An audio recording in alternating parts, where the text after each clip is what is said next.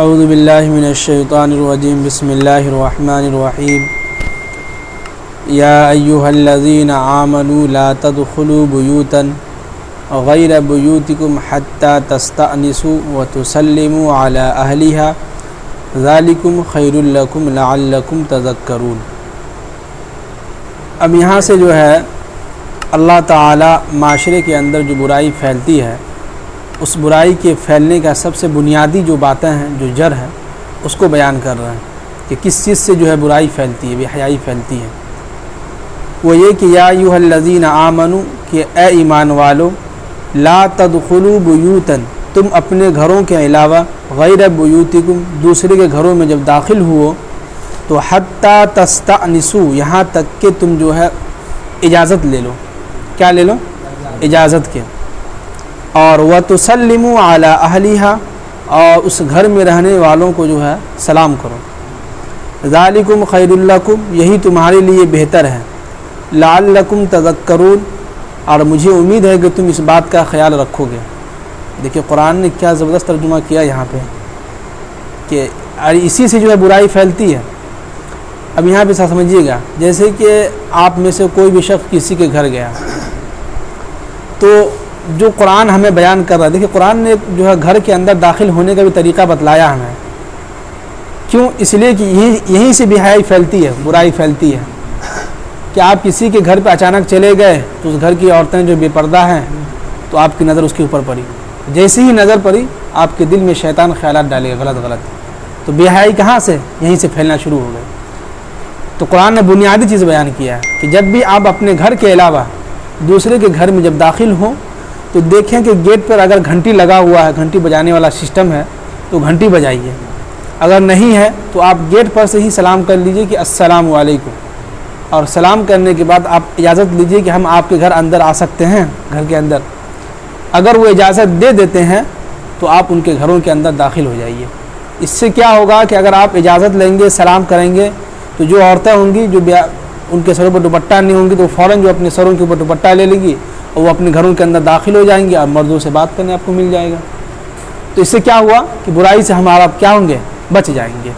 تو قرآن نے اسی کو بیان کیا ہے۔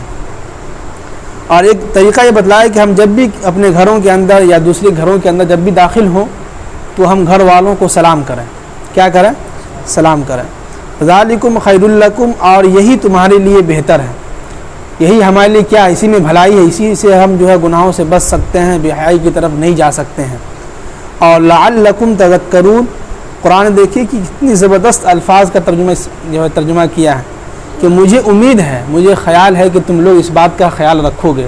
دیکھ یعنی اللہ تعالیٰ کتنی محبت سے سمجھا رہے ہیں، جیسے کہ بولتے ہیں نا کہ باپ اپنے بیٹے کے سامنے نصیحت کرتا ہے، پھر آخر میں کہتا ہے کہ بیٹا مجھے امید ہے کہ تم ہماری باتوں کا خیال رکھو گے، ہماری باتوں پہ عزت کا عمل کرو گے، ہماری باتوں کا جو عزت احترام کرو گے۔ تو قرآن بھی اسی طرح اللہ تعالیٰ کیا کہہ رہا ہے کہ مجھے امید ہے کہ تم لوگ اس بات کا خیال رکھو گے۔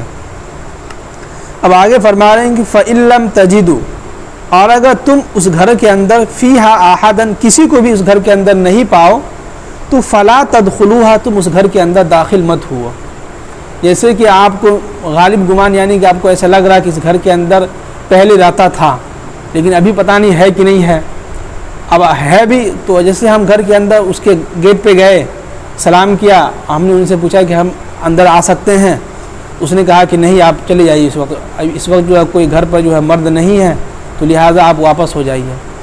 تو قرآن اسی کو بیان کر رہے ہیں کہ فَإِن لَّمْ تَجِدُوا، اگر ان میں سے اس گھر میں کوئی بھی نہ پائے تو فَلَا تَدْخُلُوهَا، تو تم اس گھر کے اندر داخل مت ہو۔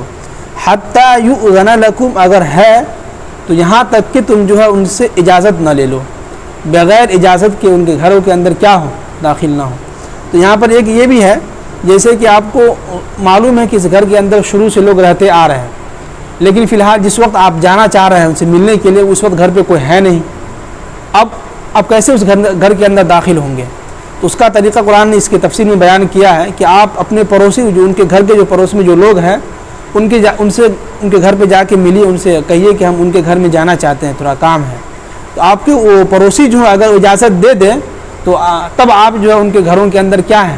داخل ہو سکتے ہیں، نہیں تو داخل نہیں ہو سکتے ہیں آپ۔ اور اگر کریں کہ اگر وہ اجازت نہیں دے تو وَإِن قِيلَ لَكُمُ ارْجِعُوا، اور اگر تم سے کہے کہ تم یہاں سے لوٹ جاؤ، یعنی گھر کے اندر کوئی مرد حضرات نہیں ہے، لہٰذا آپ یہاں سے کیا کیجئے، چلے جائیے، واپس ہو جائیے، تو قرآن کہہ رہا ہے کہ فرجعوا، تو فوراً تم جو ہے وہاں سے لوٹ جاؤ، زبردستی گھر کے اندر نہیں گھسنا ہے کہ نہیں ہم کو تھوڑا کام ہے 2 منٹ کے لیے، تھوڑا بس 2 منٹ کے لیے ہم کو کام ہے، نہیں نہیں نہیں۔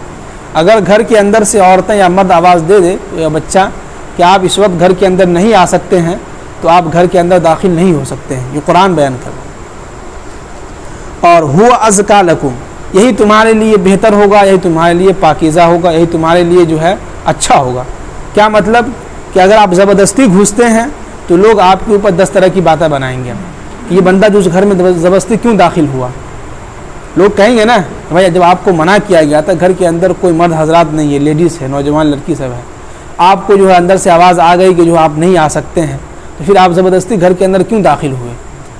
تو جب جیسے ہی داخل ہوں گے تو لوگ 10 طرح کی باتیں بنائیں گے، تو اسی کو اللہ تعالیٰ کہہ رہے ہیں کہ ہوا ازکا لکم، تو آپ کے لیے اسی میں بھلائی ہے کہ آپ کیا کریں، لوٹ جائیں، اسی میں آپ کی جو ہے پاکیزہ ہے اور اسی میں آپ کی عزت ہے۔ اور آگے فرما رہے ہیں کہ واللہ، بے شک اللہ تعالیٰ بما تعملون علیم، جو تم کر رہے ہو اس کے بارے میں اللہ تعالیٰ بخوبی جانتے ہیں۔ جو چیز اگر ہم کر رہے ہیں تو اس کو کیا اللہ تعالیٰ بخوبی جانتے ہیں۔ اللہ تعالیٰ ہم سب کو عمل کی توفیق نصیب فرمائے۔